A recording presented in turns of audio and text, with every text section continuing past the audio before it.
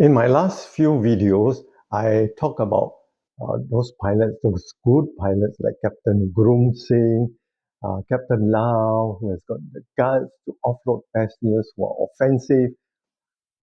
Well, like in everywhere else, there are also rogue pilots. So today I'm going to talk about those bad rogue pilots, pilots who are unbecoming of being pilots or captains.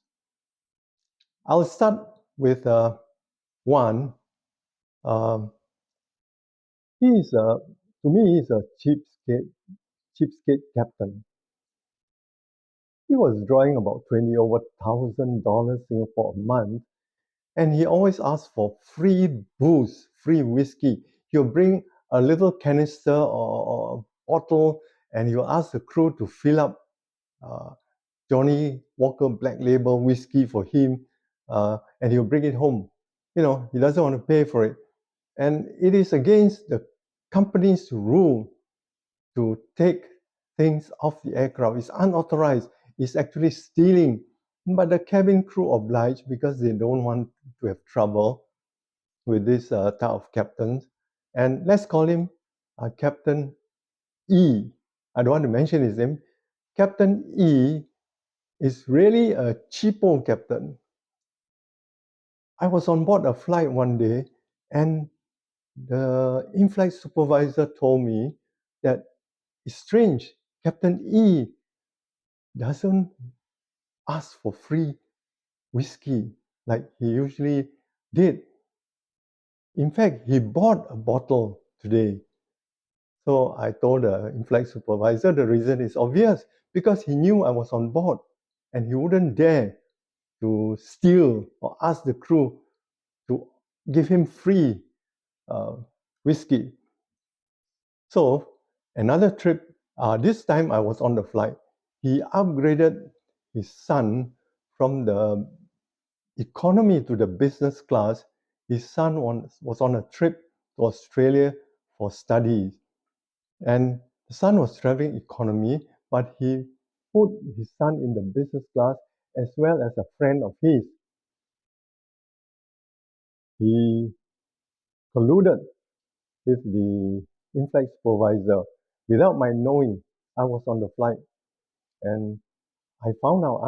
My one of my duties was to actually check who are the passengers or who were the passengers in the business class and first class. And I found that there were two extra passengers. How could that be? Their names were not reflected.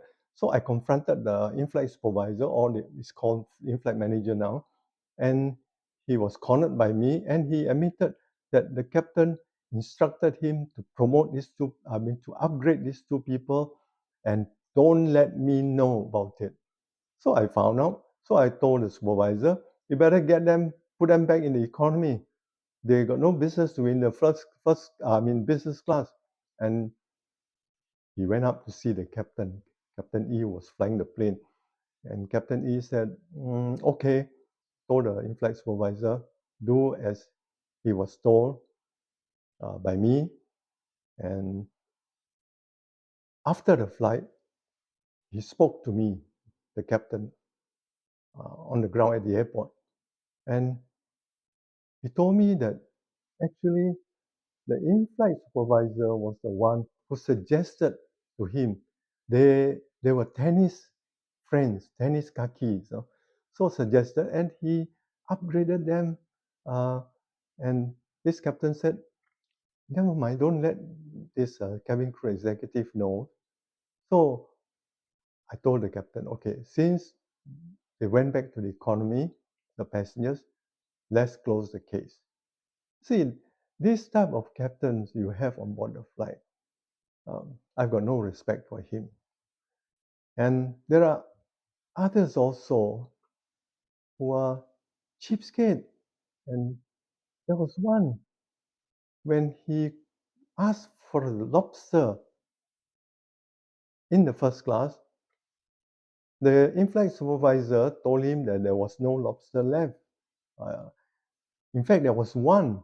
They kept it for the leading stewardess who worked in the first class, and she has requested, so the supervisor kept that uh, lobster for her.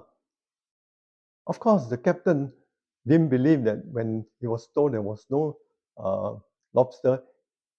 Can you imagine a guy with 4 bars earning 20 over $1,000 came down from the cockpit? It was a Boeing 747, came down to the galley, first class galley, opened up the ovens and checked one by one to see whether the crew was telling him a lie. And he found out there was a lobster. So he gave the supervisor a shelling, you know. He really trashed that poor guy up. And one day I flew with him, this captain.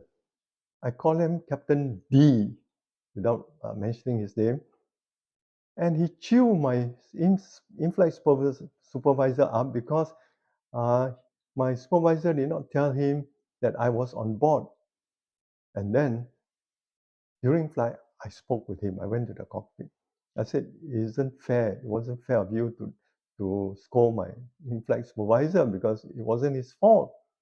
He said, but he did not inform me that you're on board. I didn't know you were on board. I said, well, you saw the general declaration is a document which will state who are the crew on board and how many of them. And my name was on top of the list in the cabin crew list. And I said, Captain, you signed for it. You should know I was on board. And after all, you know me so well. So why bully my supervisor? Then he changed his tone, and then he, tried to divert and the try to avoid talking about this thing. And then he asked me, he said, "Hey, you are funny. You're on board. Why don't you come to the cockpit and say hello to me?" I said, "Well, I wanted to say hello to you, but I saw two blondies in the cockpit with you." I mean, I didn't tell him that, but what business have got those two passengers in the cockpit with him? Of course, in the old days, they allow passengers to visit the cockpit. So I said, "You're so busy flying and you've got two blondies with you." So I just left the cockpit. I didn't say anything. See? So these are the type of captains we have. I'm going to talk more about good and bad pilots too. But for the meanwhile, thank you for watching my video. Bye.